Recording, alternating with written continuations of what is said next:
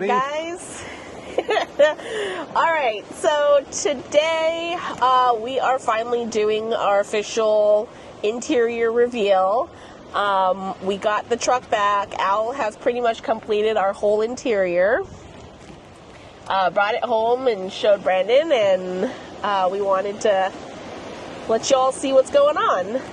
We're very, very impressed with how it came out, and we just can't thank Al, sponsored by Wifey, enough. We're incredibly happy. So with that being said, let's show you what we got.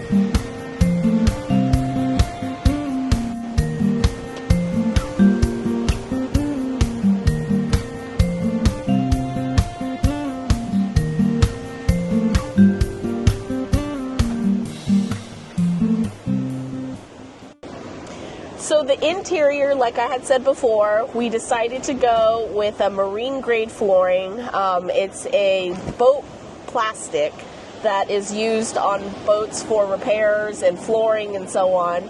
And we use that just due to the fact that there is a little bit of moisture every once in a while. But we think we know the reason why. When the car's level, it's perfectly fine. But just to account for the fact that we do have a little bit of moisture, we're going with boat material because it's proven in the water. For the cabinets, we stuck with 80/20, which is Al's traditional material of choice. And we decided to go with a black Plexi, which you can see here. The black Plexi is streamlined. It actually came out a lot glossier than we thought, but we actually are digging the look. It's definitely different than something that we've had in the past, but I like it a lot. I think we both like it a lot because it gives it that aesthetic, pleasing look to it, and it just kind of pops out, and that's really what we wanted. It's this whole build is kind of like the interior decorating that I finally got to do, so I'm really stoked about being able to pick materials. And with that being said, the top is the bamboo. We took a little while to source the bamboo to find out exactly which one we wanted, but we went with like tabletop bamboo. So if you can see, the trim and everything has all been finished nicely. It's got these nice curved edges and then a nice finish on top. And we had mentioned before, all the materials that we selected were to help with any moisture and water. So this is going to be resistant for any rain, water, salt, sand, whatever we bring in, what we spill, what we accidentally let in if we leave the windows open in the rain.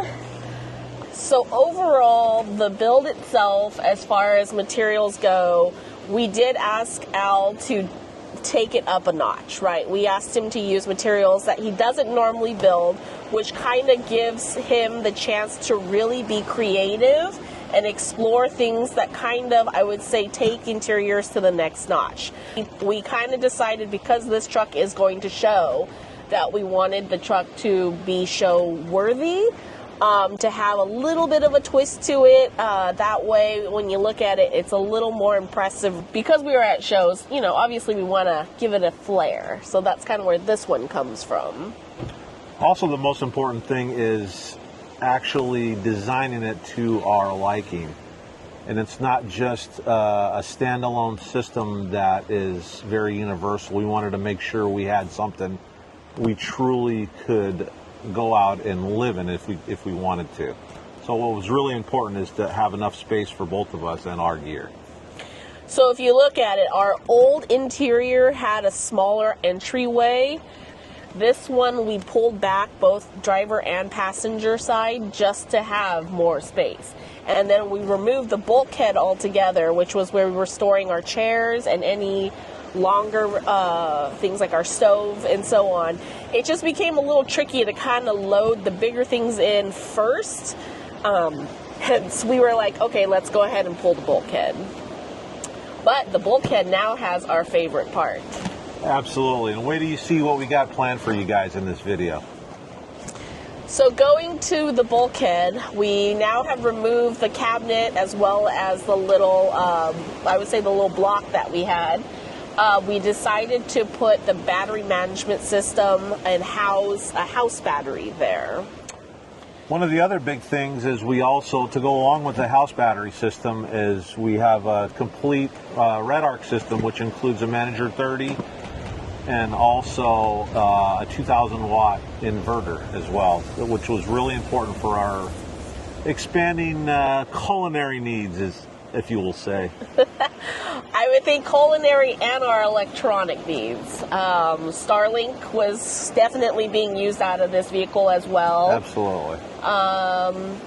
So as far as the RedArc goes, the sneak peek right now is going to be our batteries themselves. Originally it was installed with two 100 amp hour Battle-Born batteries, lithium, LiPo4s, and then we are now testing out two batteries that are with KC. KC is testing a Group 31 battery that is, instead of a 100 amp hour, it's a 150 amp hour in the same size as the traditional 100. So we have 300 amp hours of battery in this one.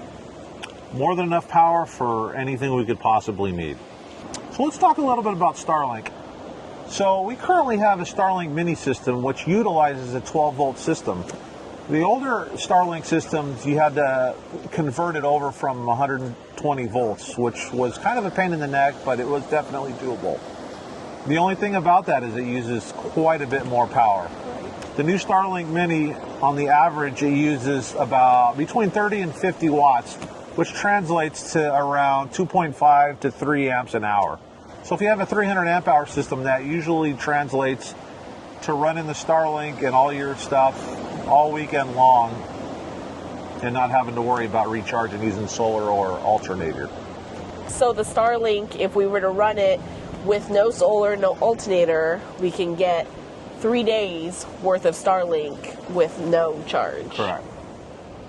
And the nice part about lithium batteries, as another reminder, compared to AGM, lithium can drop down and utilize 100% of the battery, versus AGM cannot drop below 50%. That's correct. For its life, or else it just won't come back. Yeah, the big problem with AGM batteries is you can really only get them down to about 50%, and after that you actually will destroy the battery if you take them any lower than that.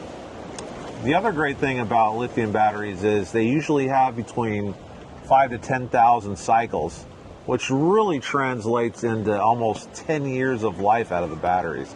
And that's fully charging them, discharge to charge, and back again. For the house system, we did use this down in Carlsbad 2 weekends ago. With 300 amp hour batteries, the lowest we dropped down to, according to the RedArc app, was 73%.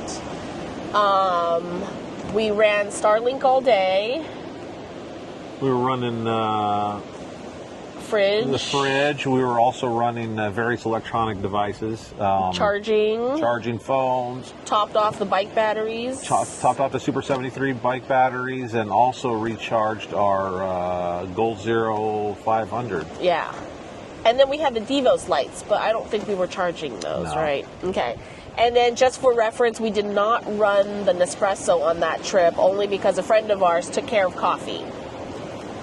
So with that being said, just kind of an overview of the appliances. We never dropped down below 73. I also was parked facing east, and we were behind a tree. Granted, with the solar panels up, we did collect a little bit in the morning, but the panels were not what we were trying to test. We were trying to see what usage we were going to do on these batteries. So we're basically stress testing the batteries. Correct. And one of the biggest things was we wanted to make sure we could power all of our electronic devices, as well as recharge our Super 73 bikes whenever we're out. That's really an important deal for us. And I think we did pretty well for 300 amp hours and only going to 73%, because I would say that's not even 100 amp hours the whole weekend. Correct. With no dependency on alternator or solar. So I think with that being said, we know we can plug in a lot more and see where these batteries, or see where 300 is for us, right? My ultimate goal is 400, but maybe 300 could be the answer. I think we might be able to make do with 300. So we'll be testing that out, and then we'll be giving feedback as far as how the battery performs. Our goal is to also take these batteries into a little bit more extreme environment, which would be cold, because batteries definitely do get stressed in cold. So we want to also do an appropriate test on colder days, because Carlsbad was...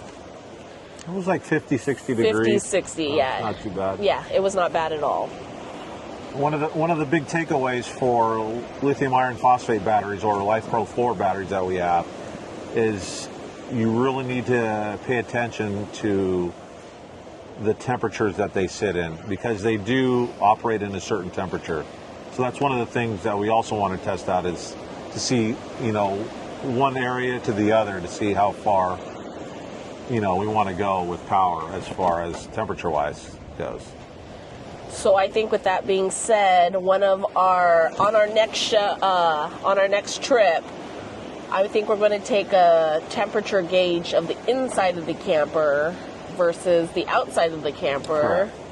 And see the temperature difference, not only of the internal house area, but inside those cabinets, as well as if the outside affects it at all, right? Absolutely. In the cold, does it drop faster? Does it maintain? Is the cabinet that we built for it covered? The cabinet right now is covered with Plexi, just for display purposes. So it is technically an enclosed space. Absolutely. And that's really important, too, when you're dealing with old school lithium batteries. They have a tendency to be volatile in certain temperatures. But when you go to the new lithium iron phosphate batteries, LifePro 4 batteries like we have, they're really designed to be extremely safe. So that's one of the things we want to test out as well. Make sure that, we're always safe at certain environments. Absolutely. And the batteries are strapped down in the encased area, so they do not fly around or move at all. So that's the other part, right? Make sure your batteries aren't launching when they're sitting back there. And then also for the interior, we did make it a little bit more show quality. We obviously added some GoFlex lights on the top, so shout out to GoFlex. Thanks for making your tricolor light bar. We do have the middle medium size, and unfortunately I don't know the measurement on it, but it literally matches across. I think it's 24 inches. I think so. And then we have that one wired into the RedArc Rouge system. So that is the quick intro of our interior that we had built. And hopefully, if you have any interest in custom interior, we would definitely say reach out. We can connect you with Al, or you can reach out to us, and we'll be glad to kind of help you out and make suggestions. And maybe we can direct you in a way of helping you find your ultimate solution, even though we've kind of dibble-dabbled in various layouts and feel like this is going to be our final setup. Absolutely. So let us know what you think below, yays, nays, and if you want to reach out, let us know, because we'll connect you with Al, and let's get your interior built. And as always, if you like what you see, please comment, like, and subscribe. Thank you. See you guys on the next.